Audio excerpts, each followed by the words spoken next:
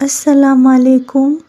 یہ lecture introduction to psychology کے بارے میں ہے بائی mind.pk۔ اس لیکچر میں ہم ڈسکس کریں گے واٹ از سائیکالوجی، سائیکالوجی کیا ہے، وائی سائنٹیفک، سائیکالوجی کی فیلڈ سائنٹیفک فیلڈ کیوں ہے، why study psychology, then goals of psychology, then we will discuss difference between psychologist and psychiatrist, and at the last we will discuss scope of psychology. So what is psychology? Psychology کا word 2 Greek word سے originate ہوا ہے، psyche and logos. Psyche means civil and logos means knowledge. Ising in 1996 defined psychology as scientific discipline to understand the behavior of human and other species. Grew 1999 defined psychology as the science of behavior and mental process.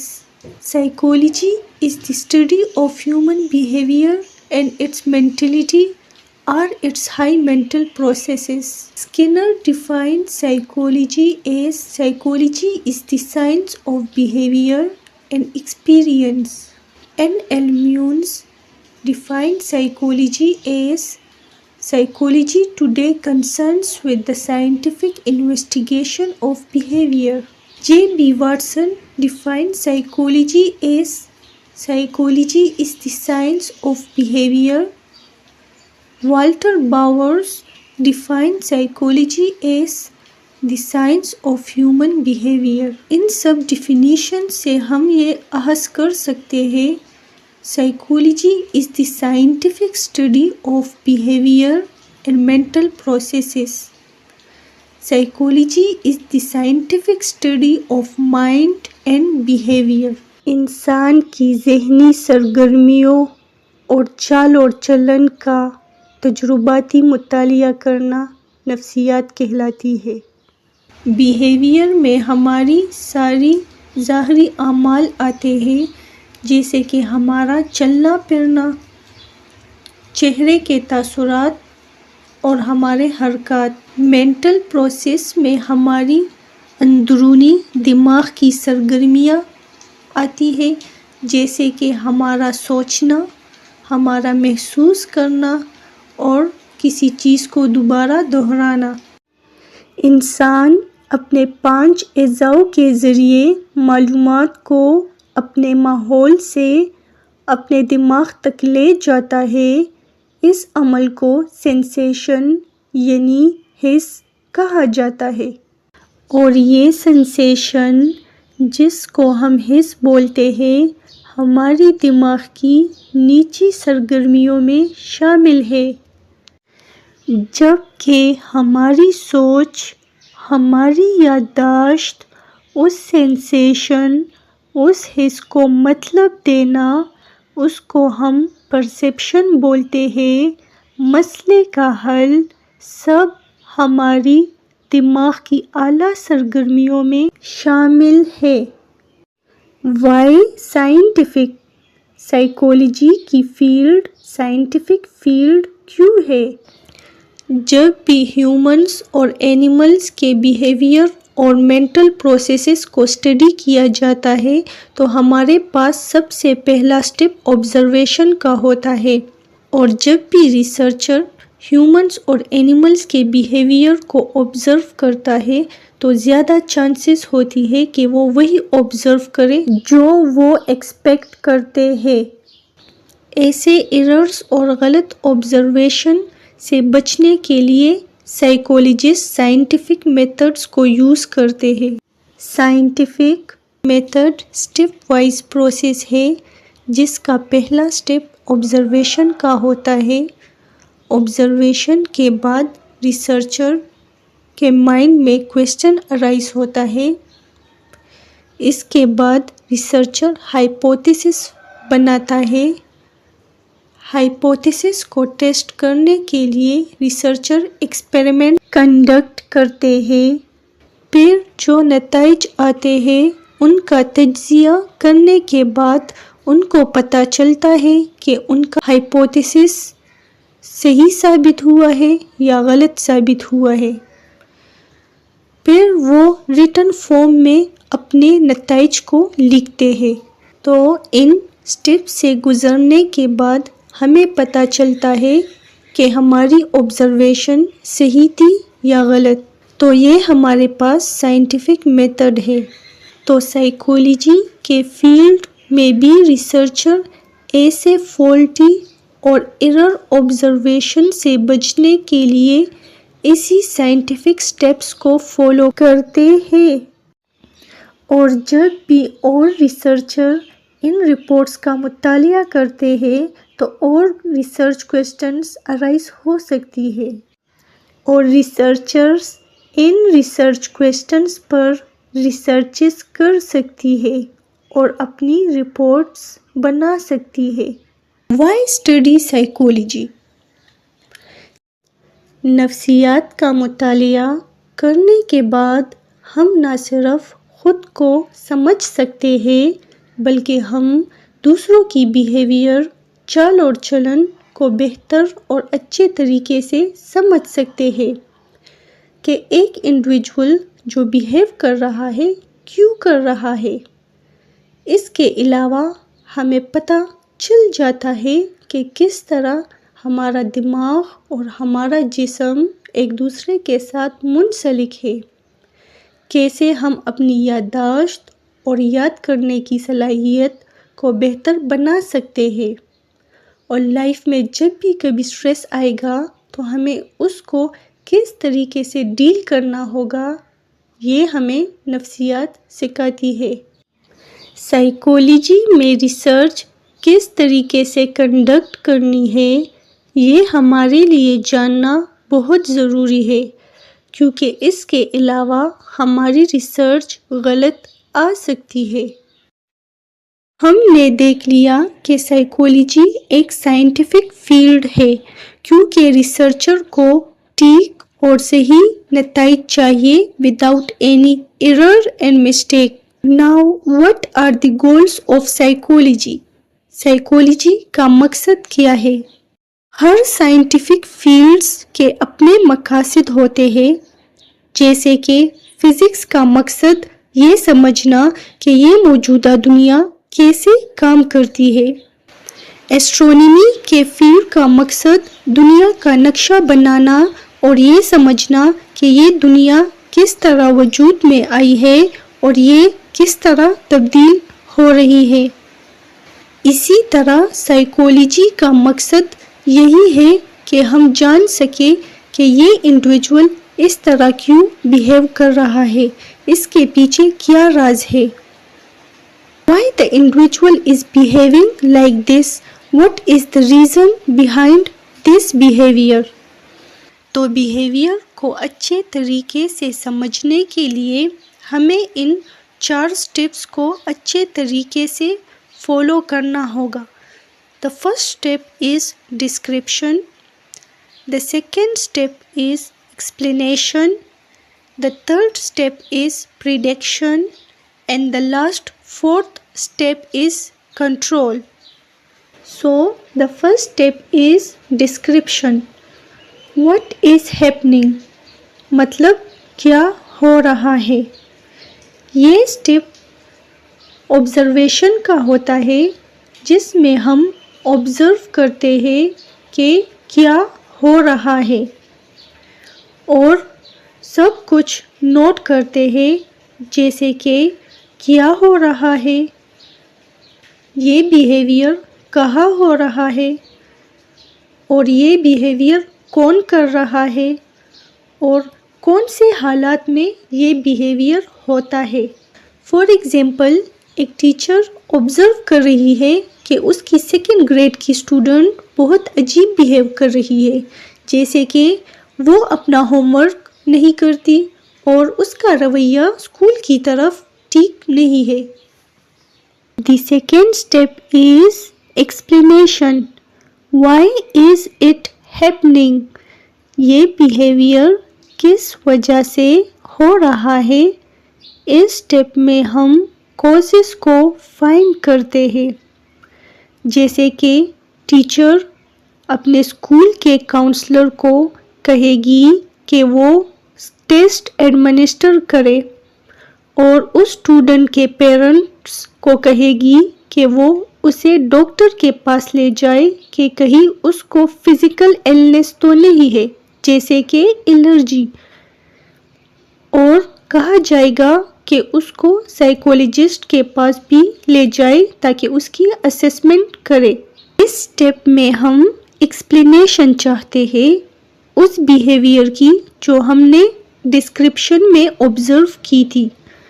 Us step میں جب ہم اس observation کو explain کر لیتے ہیں، ہمیں causes کا پتہ چل جاتا ہے، تو اس ایکسپلینیشن کو ہم تھیوری کہتے ہیں۔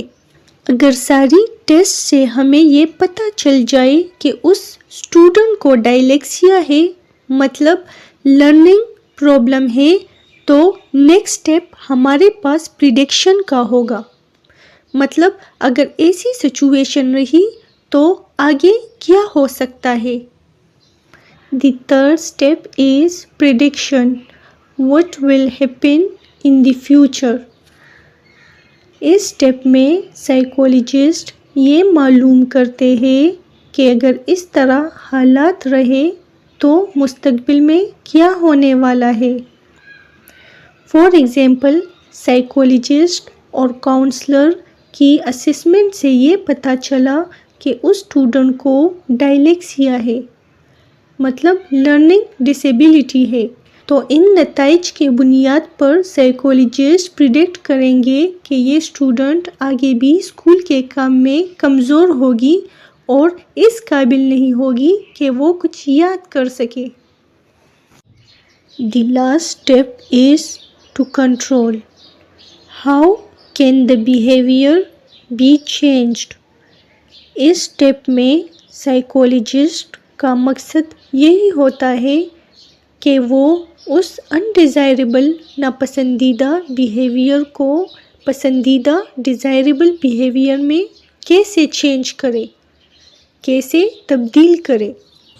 فار ایگزامپل، اس سٹیپ میں سائیکولوجسٹ اور ٹیچرز مل کر کچھ لرننگ اسٹریٹجیز اس اسٹوڈنٹ کو سکھائے گی جس کے ذریعے وہ اپنے ریڈنگ سکلز کو بہتر کر سکتی ہے۔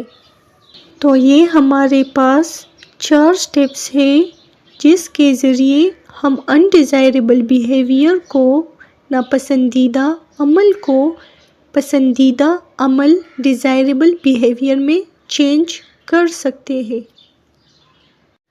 سارے سائیکولوجسٹ ان 4 سٹیپس کو فالو نہیں کرتے۔ کچھ ایسے سائیکولوجسٹ ہوتے ہیں جو کہ صرف ڈسکرپشن اور پریڈکشن کو ترجیح دیتے ہیں، جیسے کہ ہمارے پاس personality theorist. Personality theorist first describe کرتے ہیں کہ اس انڈیویجول کی پرسنالٹی کیا ہے، اور پھر وہ پریڈکٹ کرتے ہیں کہ وہ کچھ سچویشن میں کیا کر سکتے ہیں۔ کچھ سائیکولوجسٹ ڈسکرپشن اور ایکسپلینیشن کو ترجیح دیتے ہیں، جیسے کہ ایکسپیریمنٹل سائیکولوجسٹ۔ یہ سائیکولوجسٹ آبزرو بیہیویئر کی ایکسپلینیشن چاہتے ہیں۔ تھیراپسٹ ان 4 سٹیپس کو ترجیح دیتے ہیں کیونکہ ان کا مقصد یہی ہوتا ہے کہ وہ انڈیزائربل بیہیویئر کو ڈیزائربل بیہیویئر میں چینج کرے۔ سائیکولوجسٹ اور سائیکیٹرسٹ میں فرق کیا ہے؟ فرسٹ ڈفرنس، سائیکیٹرسٹ کے پاس MD ڈگری ہوتی ہے اور یہ میڈیکل ڈاکٹر کہلائے جاتے ہیں، جبکہ سائیکولوجسٹ کے پاس سائیکالوجی کی ڈگری ہوتی ہے اور سائیکولوجی سوشل سائنس میں آتی ہے۔ سیکنڈ ڈفرنس، سائیکیٹرسٹ دوائیوں کی ہدایت دے سکتے ہیں جبکہ سائیکولوجسٹ نہیں دے سکتے، لیکن سیویئر کیس میں سائیکولوجسٹ بھی دوائیوں کی ہدایت دے سکتے ہیں۔ تھرڈ ڈفرنس، دماغ کی اندرونی ساخت کا علم سائیکیٹرسٹ کے پاس ہوتا ہے جبکہ ہماری سینسیشن جس کو ہم حس بولتے ہیں، اس سینسیشن کو میننگ دینا، اس کو ہم پرسیپشن کہتے ہیں۔ ہمارا سوچنا، ہماری ذہن کی اعلیٰ سرگرمیاں، ہماری ذہنی قابلیت، ہمارے جذبات، ہمارے احساسات، مسئلے کا حل وغیرہ، ان سب کا علم سائیکولوجسٹ کے پاس ہوتا ہے۔ اسکوپ آف سائیکولوجی، سائیکولوجسٹ اپنے علم اور مہارت کو کہاں استعمال کر سکتے ہیں، اس کو جاننے کے لیے ہمیں سائیکولوجی کے سب فیلڈز کو جاننا ہوگا۔ آگے لیکچرز میں ہم ان سب فیلڈز کو ڈیٹیل میں پڑھیں گے۔ The first subfield is clinical psychology. Bachelors یا ماسٹر ڈگری مکمل کرنے کے بعد پی ایچ ڈی ڈگری کے لیے سائیکولوجسٹ کو 4 یا 4 سے زیادہ سال لگ سکتے ہیں۔ کلائنٹ کو کیسے ڈائیگنوز کرنا ہے اور تھیراپیز کیسے دینی ہے، اس میں مہارت حاصل کرنے کے لیے سائیکولوجسٹ 1 سال کا تجربہ کسی تجربہ کار سائیکولوجسٹ سے حاصل کرتا ہے۔ جن لوگوں کو بیہیویئر یا ایموشنل پرابلمز ہوتے ہیں تو کلینکل سائیکولوجسٹ ایسے کلائنٹ کی مدد کرتے ہیں۔ The next sub field of psychology is counselling psychology. Counsellor psychologist اپنے کلائنٹس کے ایسے مسئلوں کو ڈیل کرتے ہیں جو کہ اتنے شدید قسم کے نہیں ہوتے، جیسے کہ ہمارے پاس وہ لوگ جو جسمانی طور پر معذور ہوتے ہیں اور وہ لوگ جن کو کسی پیشے کا انتخاب کرنا ہوتا ہے، تو ایسے کلائنٹس کو کاؤنسلرز گائیڈ کرتے ہیں، ایڈوائز دیتے ہیں کہ ان کے لیے کون سا پیشہ ٹھیک رہے گا، پیشنٹس کو کس طرح ڈائیگنوز کرنا ہے اور پھر کون سی تھیراپیز پرووائڈ کرنی ہے۔ اس کے علاوہ کچھ ایسے سائیکولوجسٹ بھی ہوتے ہیں جو ایکسپیریمنٹس کنڈکٹ کرتے ہیں۔ ایسے سائیکولوجسٹ کو ہم ایکسپیریمنٹل یا ریسرچ سائیکولوجسٹ بولتے ہیں۔ اسکول سائیکولوجی، اس کو ہم ایجوکیشنل سائیکولوجی بھی بولتے ہیں۔ ایجوکیشنل سائیکولوجسٹ یا اسکول سائیکولوجسٹ اسکول میں جن بچوں کو لرننگ ڈسیبلٹی ہوتی ہے تو یہ سائیکولوجسٹ ان اسٹوڈنٹ کو ٹریٹ کرتے ہیں، اور اس کے علاوہ اسکول اور بچوں کے اور مسائل کو بھی یہ سائیکولوجسٹ حل کرتے ہیں۔ پھر industrial organizational psychology. Industrial organizational psychologist کو ہیومن فیکٹر سائیکولوجسٹ یا ارگونومسٹ بھی کہا جاتا ہے۔ انڈسٹریل آرگنائزیشنل سائیکولوجسٹ کا کام کسی ادارے میں مناسب شخص کو مناسب کام دینا، ایک ورکنگ ٹیم بنانا، اور پھر اس ورکنگ ٹیم کو کس طرح ٹرین کرنا ہے، اس میں امپلائیز کی سیلری کیا ہوگی، ایک آرگنائزیشن کی بناوٹ کیسے ہوگی، اور کیسے بہتر ماحول بنایا جائے جہاں پر ملازمین مطمئن اور اچھا کام کر سکے۔ کچھ لوگ ایجوکیٹڈ اور انٹیلیجنٹ ہونے کے باوجود بھی یہ نہیں جانتے کہ کیمرہ کے تمام فیچرز کو کس طرح یوز کرنی ہے۔ کچھ تو مائکرو ویو اوون کو یوز کرنا بھی نہیں جانتے، اور کچھ لوگوں کو تو ڈیجیٹل واچ کو ٹائم پر سیٹ کرنا بھی نہیں آتا۔